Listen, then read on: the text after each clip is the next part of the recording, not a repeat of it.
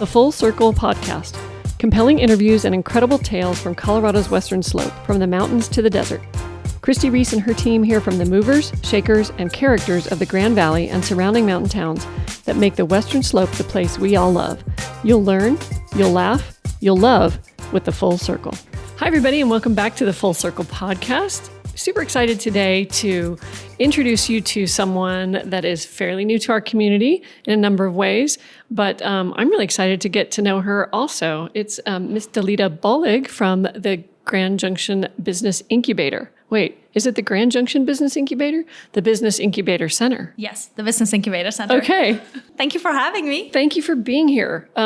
So you've been at the job there for a little less than a year, and has it been a whirlwind? I mean, my gosh. It's fantastic. There's so much going on there. There is. We have about 61 businesses that are on board at the incubator, aside from businesses in the community that come for coaching, consulting, tax credits through the enterprise zone or loan fund or just business training workshops. It is so fun. Yeah. It's awesome. And this is right up your alley, right? Yes. I really enjoyed reading your resume and your history. You have a lot of business experience, but let's go way back and start. Where were you born?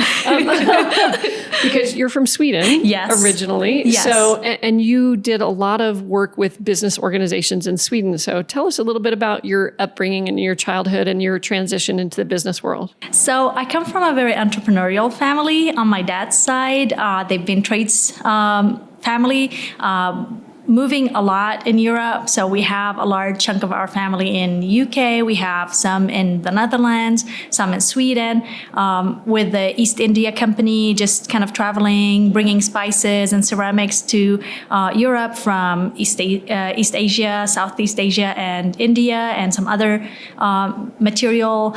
And it's just kind of like in the family, but my dad was in the diplomatic line, and he did diplomacy work for UK and sometimes for Sweden. He kind of alternated, and I just enjoyed that entrepreneurial spirit when people just kind of have a vision, set out to do it, and then go for it, and then they struggle sometimes, and they thrive sometimes, and they grow, and they create jobs, and it is that whole journey that attracted me. Although I did not start with small businesses. I actually started with social work. So I studied political sciences, sociology, and international relations. And then I started working with social work. And quickly I realized, I can't do social work.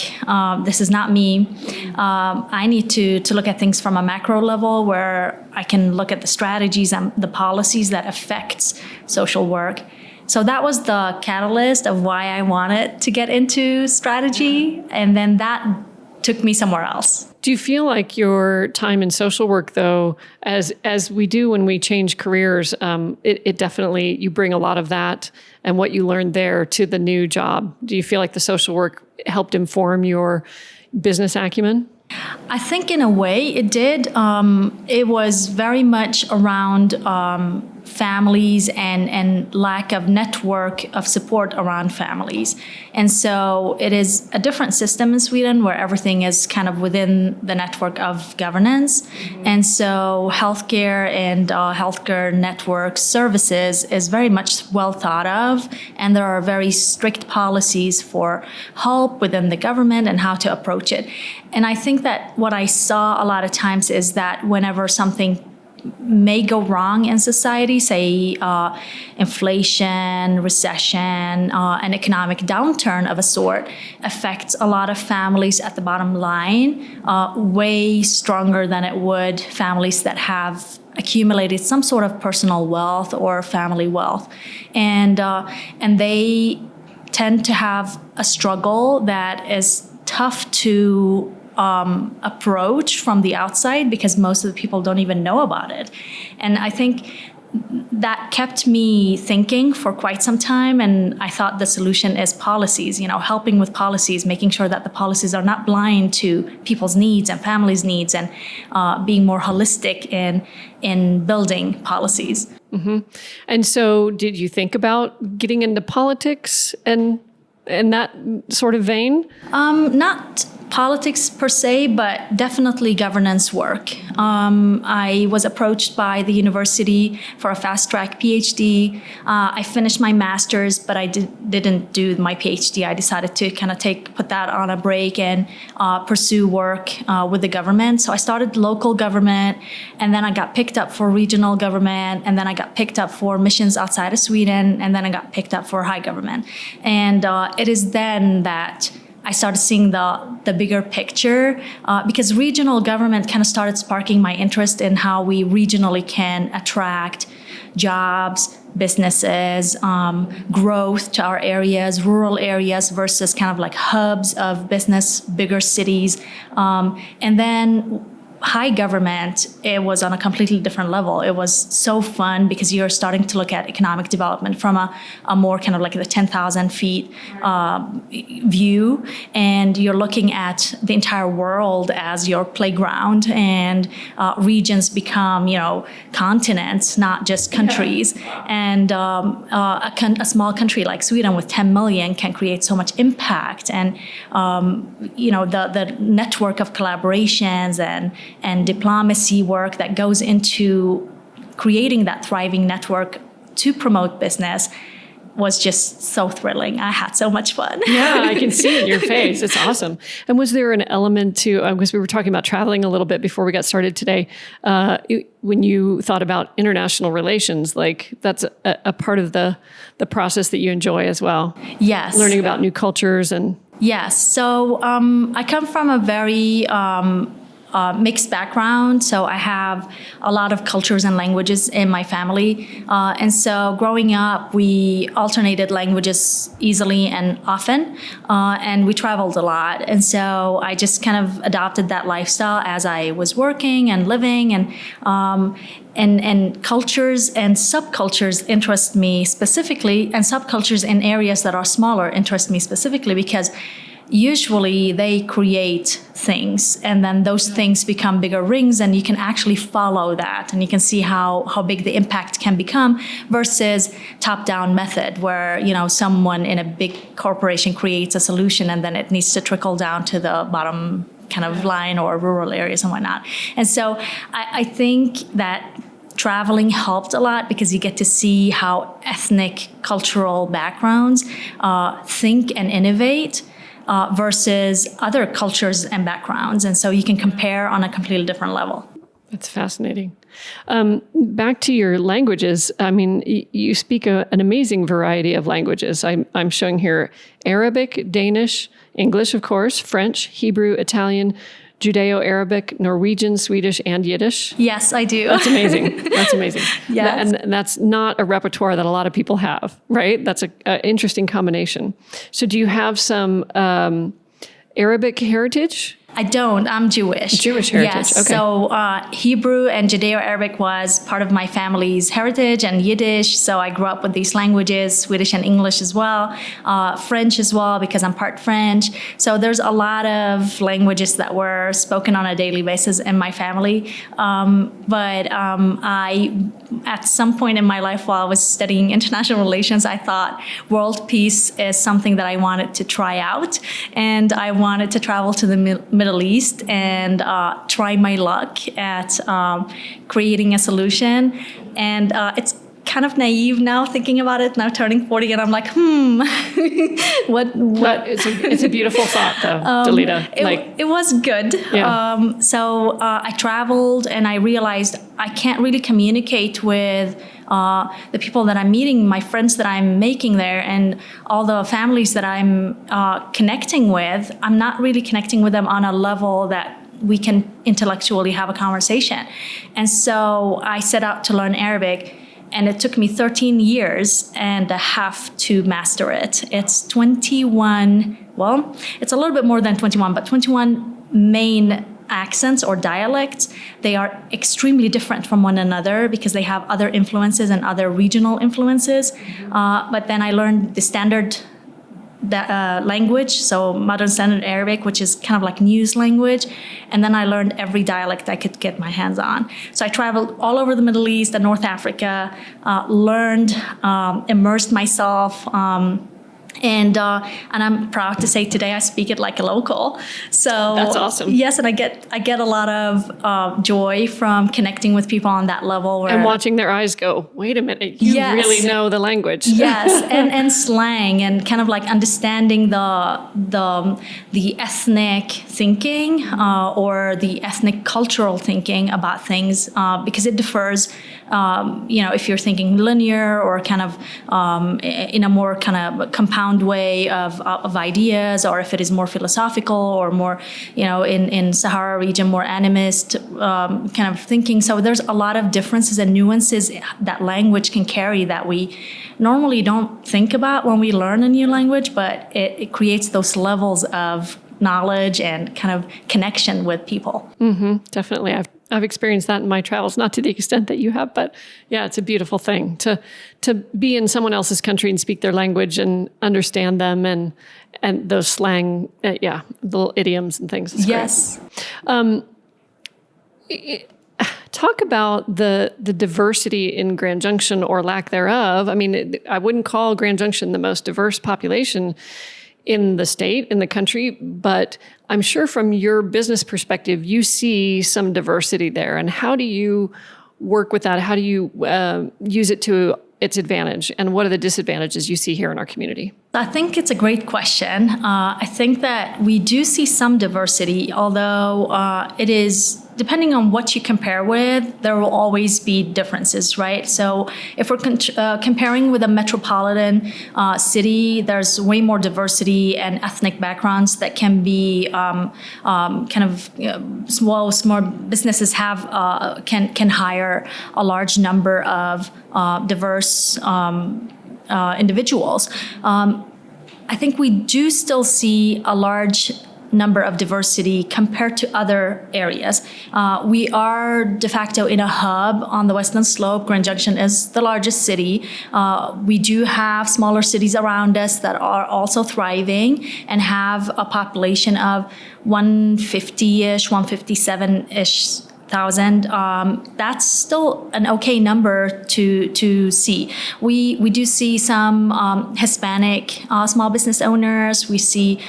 I need to back up a little bit because the definition for what diverse is differs from organization to another, right? So I think OEDIT thinks or defines diversity as women-owned businesses, veteran-owned businesses, minority-owned businesses, ethnic minorities, and then Native American, Alaskan heritage.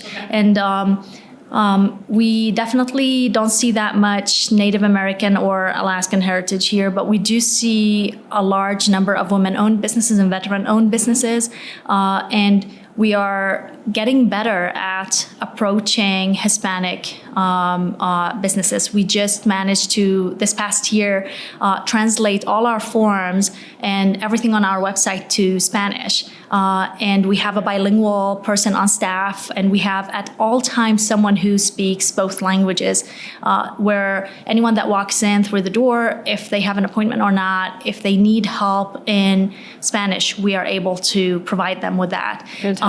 And that is just the beginning of what we can kind of like scratch the surface of the need out there. I think there ought to be a lot of us in the same boat trying to approach a multicultural, diverse business society, because when we see everything from a holistic kind of image, when we include everyone in the services and the activities that we have, we encourage a thriving society.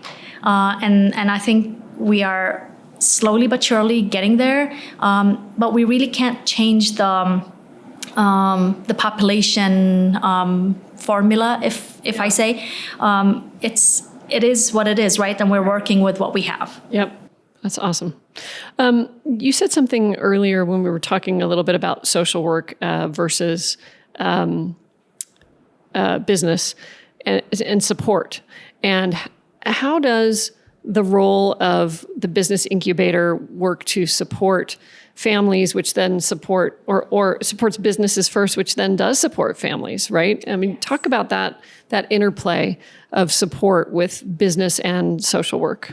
So We don't really do social work at all at the incubator. That's not really what we are here to do. But we do have a vast network of contacts that we help connect people to. We collaborate a lot with Mesa County, with the city of Grand Junction, city of Fruita, city of Palisade. We have the know-how of how to approach things if we need to, and who to approach, which contacts to give to our customers or clients. But back to your question, I think that the way that we see it is when a small business owner or a person who wants to start a business, or someone who started a business but is kind of in a different place in their business cycle, come to us. We normally assess first what the need is, because business training looks different from one business to another, depending on where they are. And so some need more intense cash flow projection help, some need intense kind of connecting them to the resources in the community. But small businesses is the backbone of America. It is the backbone of our rural community, even though we like to see our cities as not so rural, right? But we are de facto in a rural part of Colorado. And so that is very important. And it's something that we have to mention often, and we have to promote that to our small businesses, that because they exist, because they take the leap, because they actually do the work that they do, because they provide the services, most of these dollars trickle back into the community. Let's go back to Small Business Administration and the study that they did. Could you talk about that a little bit? Yes, sure. Okay. So the Small Business Administration, SBA, created a study, I think either 2019 or 2020, I can't remember the year, where they were talking about small businesses versus medium-sized large corporations or businesses. And they came to the conclusion that the data shows that 68% of the dollars spent with a small business trickles back into the communities, versus 46% from large businesses. And that is a huge difference. Yeah. That is money that comes back into the community, creating products, services, creating jobs, helping foster an environment that is friendly to other small businesses and a community. And I think that we ought to applaud that, and we ought to support our small businesses. And in the same sense, when we do that, we create a thriving small business community that will help attract others to our area. Definitely, definitely. And I was going to say, you know, it almost sounds like a cliche because it's something you hear, that small businesses are the backbone of the community, but the data shows that it's true, right? Yes. Like they are so vital to creating a good business atmosphere. Yes, absolutely. And it is, it's not just the way that they operate. They also hire local, they buy local, they support local. Most of small businesses actually use local providers for services they need. And so that vendor list becomes so large, and then suddenly you have support businesses that are supporting that one small business that is created. So it is definitely a community fest of small business. I love some of the articles that you've been writing. I read a couple of them from the Business Times, and one of the paragraphs that I really loved, I wanted to just read and get your comments on. Entrepreneurship thrives when economic development organizations and government policies work together to increase resources available to entrepreneurs, which in turn can help protect against economic slumps. Supporting entrepreneurship drives innovation and creates jobs, which leads to stronger and more prosperous communities. Yes. It's all tied together. Yes, I absolutely believe that we can't do anything by ourselves. We have to collaborate. We have to do things together as a community, as a state, as a region, as a society. Nobody exists in a vacuum, and policies have to feed into what the needs are. You know, small businesses can translate that into work. They work hard. They know what the struggle is. That needs to also match the policies that are coming out to support small businesses. It has to be something that matches the need. But also entrepreneurship is something that I believe we will see a huge influx in. We are headed towards a time, I mean, nobody knows, right? But we're only a couple years out of the start of the pandemic, really. I mean, there's so much that can happen and change because of that the last few years. But we're also seeing large bills created by the government, by the federal government, to support entrepreneurship and small businesses. We are de facto bringing back a lot of that to the U.S. Be it the infrastructure bill, be it the CHIPS bill. There's a lot of manufacturing. There's a lot of small business support that is happening right now. And in the face of deglobalization of a sort, we are focusing on our own resources. And I do believe that creates and fosters a lot of opportunity for small businesses and entrepreneurs to thrive. Mm-hmm. So the Business Incubator is a really unique organization, and we're so lucky to have it here in Grand Junction. Is it possible to have that kind of organization in smaller communities, or is it because of the size and we're the hub? They must have something similar in Denver, but I'm guessing they don't have it in a lot of the mountain towns. But it is really unique, wouldn't you say? I would say that the uniqueness is the way that our programs are seamlessly working together and having businesses actually on board where we are.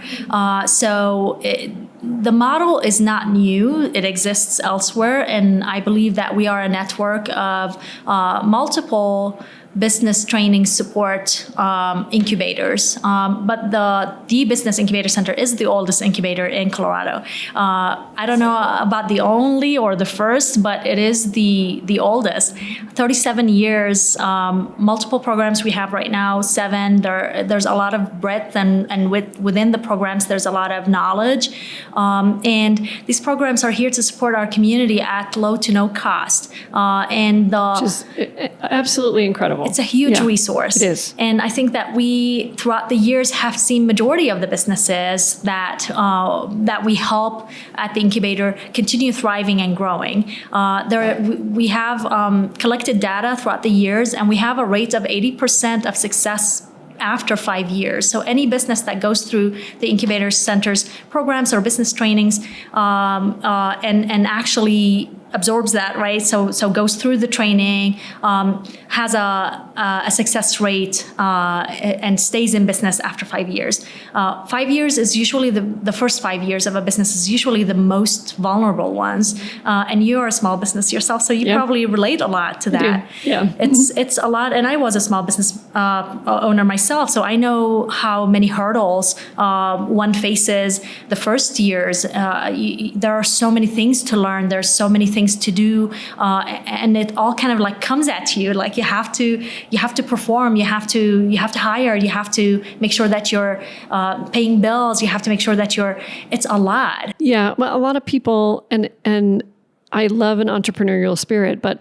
a lot of people say, well, I like to cook or I like to garden and I like to do this. I'm going to turn it into a business. And it takes a whole lot to do that. And so a resource like the Business Incubator is so important to help these people make that leap. Yes, absolutely. So an interesting note is that we see a lot of already existing businesses come through the Business Incubator Center, not just startups. The businesses that have already started, they're facing a hurdle of a sort, or they are kind of restructuring, or they want to scale up, or they're thinking about to pivot their model into something else, usually come to us, and we have a network of consultants and coaches that are subject matter experts that can help them put their feet under them and know exactly what to do next and how to guide them and lead them into the right direction.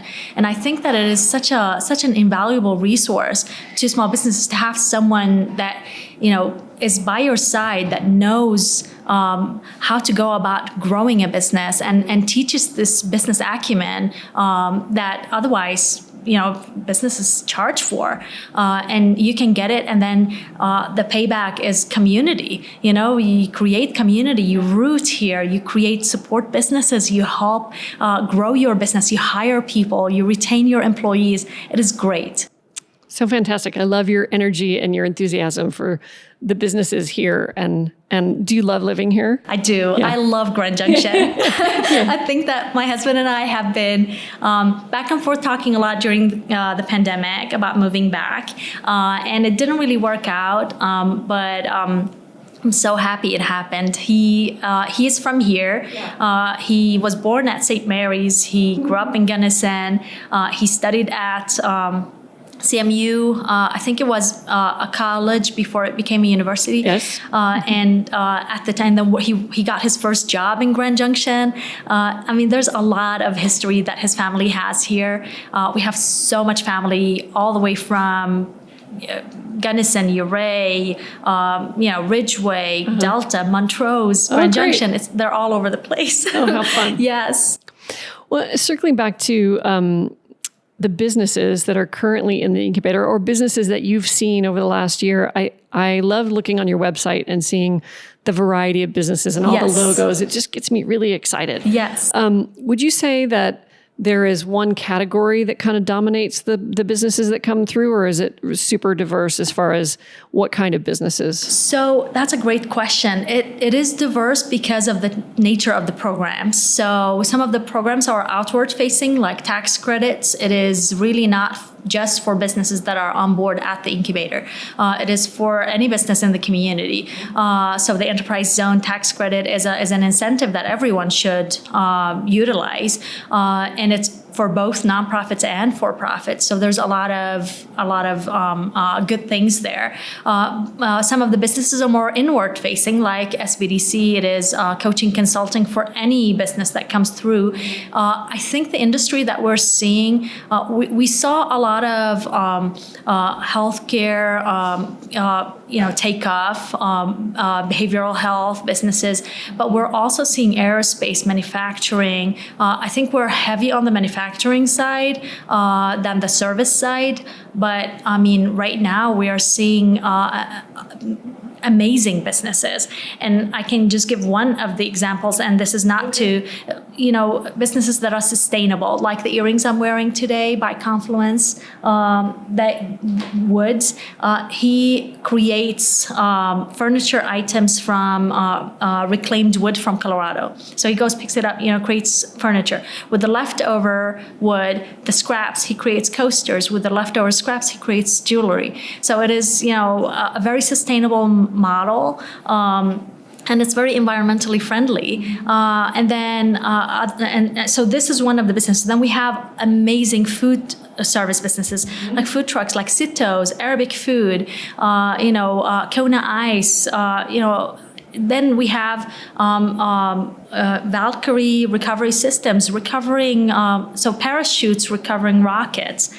So, wow, is that what that is? Yes. So wow. it is, the variety is so huge. And so I'm almost safe to say that we have seen every type of business. Mm-hmm. Just in the past year, we have seen every industry. Wow. So everything from tech to services to retail to manufacturing to construction to food. Yep. That's you name awesome. it. So what would you say are the biggest challenges facing your organization in the next couple of years?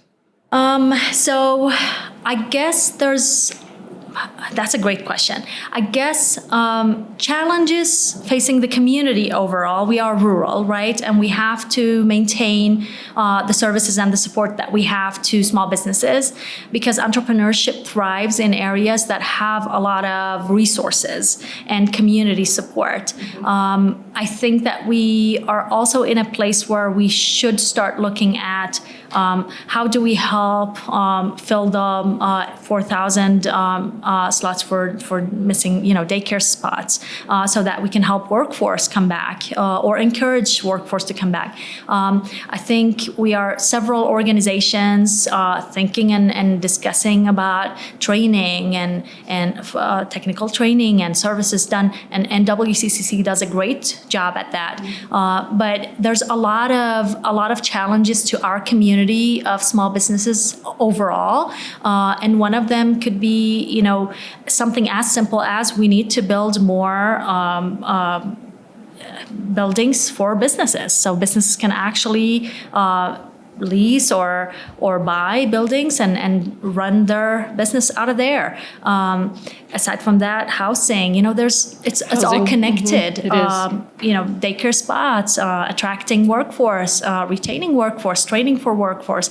So it's a lot, but it all comes together, and I think that we have to be nimble. All of the organizations thinking about the solutions, we're all talking, and it feels that we are we have that going for us because we have those communication lines open. We can sit and talk about things that are challenging openly and frankly, and be able to approach solutions from different ways. I think we may have a chance at it. And it seems like there's more collaboration than ever going on between the different organizations in Mesa County. Would you say that's true? Yeah, I think so. I mean, I can't compare because I wasn't here before, so I'm sorry. Yeah. I think from my point of view, since I started, I feel very comfortable, reaching out to any organization and be able to meet and discuss and be able to talk about what we have, what challenges or ideas, or collaborate on things. So I definitely agree that there is a lot of collaboration happening. Good. And so if there's somebody watching or listening that has a business and they're thinking, I might want to expand, I might want to start a new business, I need some help, how do they get the process started? Well, reach out to us, email, write on our website. We have a little kind of like notes, leave a note, and we can reach out to you or call our front desk, and we will get you scheduled in to meet with someone, or we will meet with you on Zoom, or we will come out to you and meet with you. My team is amazing in that sense. We find ways that work for the small businesses, and we have a lot of resources. And I think that it is important that we tell everyone, like we tell our friends, that these resources are here for the community. We exist with this mission to promote economic development. And so we want businesses to thrive. Mm-hmm. And if you said that you have a lot of collaborators and people with different expertise, do you take volunteers that are willing to help in certain sectors? Yes, absolutely. So we have a community of volunteers volunteering at the Business Incubator Center. They're subject matter experts. We have engineers, we have IT people, we have lawyers, we have marketing experts. They come in and they consult one-on-one with small businesses. They lead workshops, they lead training. We have carpenters, welders, you name it. Do you find that some people are reluctant to ask for help? They think it's, I don't know, a sign of weakness, or do people come in and really realize, like, I can't do this on my own?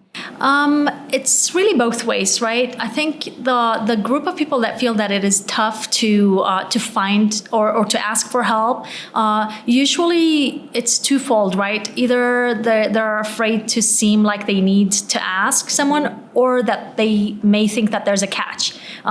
Do I have to pay for these services, or is there something, or am I safe here? I mean, a lot of times we request very sensitive financial information, right? And is it safe? Of course. I mean, everything stays confidential. We sign confidentiality agreements every year. Everyone that joins our organization does, all our board does. So I think that the people who ask realize, oh my gosh, there's so much resources that we can get, and we can help others receive the same type of help. But it's not just that. I think that when you have a tough time, it is usually human beings, we tend to enter a tunnel vision, and we tend to not see the resources and the help that is out there. And I think we ought to, as a community, help one another find the methods to reach the businesses that are struggling the most and help guide them to the help and resources that there is. And I'm hopeful through this conversation that if there's anybody watching that is either struggling or wanting to grow or some other transition in their business, that they reach out, because maybe they didn't know, or I think there are a lot of people that are afraid to ask, Yes, absolutely. I think so. In the real estate world, I believe in coaching. So I have a real estate coach, and I wouldn't be where I am today without that person and that whole team of coaches. But what I find is, every once in a while, sometimes one of the realtors in the group will get vulnerable and say, you know what, I'm not making any money. Like, I'm working my ass off and I'm not making any money. And they're afraid to put that out there, or to ask for help, or to admit that their business is not going as well as their, absolutely. Yeah. And I think, we are here, the Business Incubator Center, as an economic development organization, we're here to see businesses grow and not just launch, but grow and thrive, because we want people to create that personal wealth. We want more money in our community. We want that comfort. We want jobs created. We want jobs to be retained. We want businesses to grow. And when you face hurdles, a lot of times you either ought to pivot the model if it's not working and you've tried everything, or it is really about business acumen. You need the people who know how to run a business. If you have the passion for, cooking or construction or the know-how of how to do things or the services that you're offering within your business, we're not all experts in all matters, right? So what may be working for you in the service, you may need more kind of support in marketing, or you may need support in filing taxes or projecting your cash flow, or utilizing capital, formation, how to form capital in a way that is sustainable for the growth of your business, and how to invest. And I think that a lot of businesses feel that they have to know it all. And I'm here to say you don't. You can learn it all. Yeah. And so I truly believe that coaching, consulting is something that is extremely essential for small businesses. I agree. So if people want to get in touch, what's the website? It's gjincubator.org. Okay. And easy to find information online if you want to reach out, if you want to volunteer your services, if you have expertise in a business sphere and you would like to contribute to helping businesses in our community grow and thrive, that would be awesome, as well as reach out for these free services, which are so amazingly offered in our community. Dalida, I'd like to say, I love the energy you bring to this position, and I can tell you're passionate about helping people and seeing our community better itself and keep growing and thriving. It's awesome. Thank you so much, Christi. Yeah. Thank you. So much continued success with the incubator, and we look forward to watching your growth in the position and seeing the continued success of the businesses that you foster there. Thank you, Christi. Yeah. So reach out to the Business Incubator, and it's been a pleasure to have Dalida on our show today, and we'll see you next time on the Full Circle Podcast. Thanks. Thanks for listening. This is Christi Reece signing out from the Full Circle Podcast.